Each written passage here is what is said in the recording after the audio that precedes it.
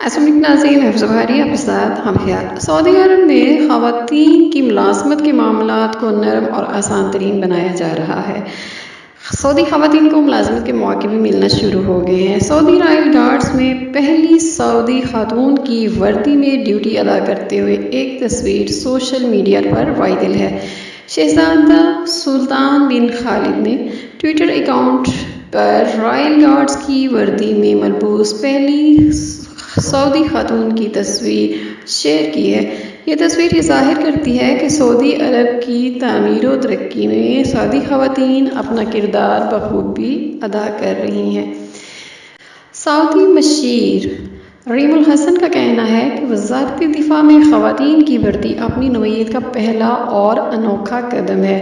وزارت دفاع نے خواتین کو بھرتی کرنے کی آسان شرائط مقرر کی ہیں۔ سعودی خواتین کو عام سپاہی، اسٹاف سارجنٹ اور فرسٹ سارجنٹ اور میجر بھی بھرتی کیا جائے گا۔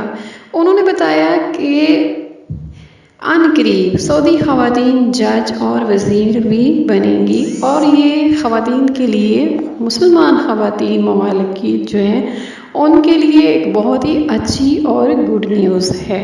محکمہ موسمیات نے بھی 3 خواتین کو ملازمت پر حاصل کیا ہے جو اس شعبے میں مہارت حاصل کر چکی ہیں۔ موسمیاتی امور میں تربیت حاصل کرنے والی پہلی سعودی خاتون ماجدہ العظمی نے بتایا ہے کہ وہ چاہتی ہیں کہ خواتین اس شعبے میں بھی ضرور آئیں۔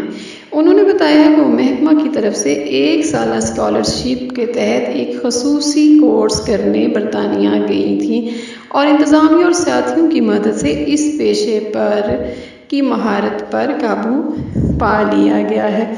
انہوں نے کہا کہ اس شعبے میں خواتین کی خاص ضرورت اور اس کا بہت زیادہ اسکوپ پایا جاتا ہے۔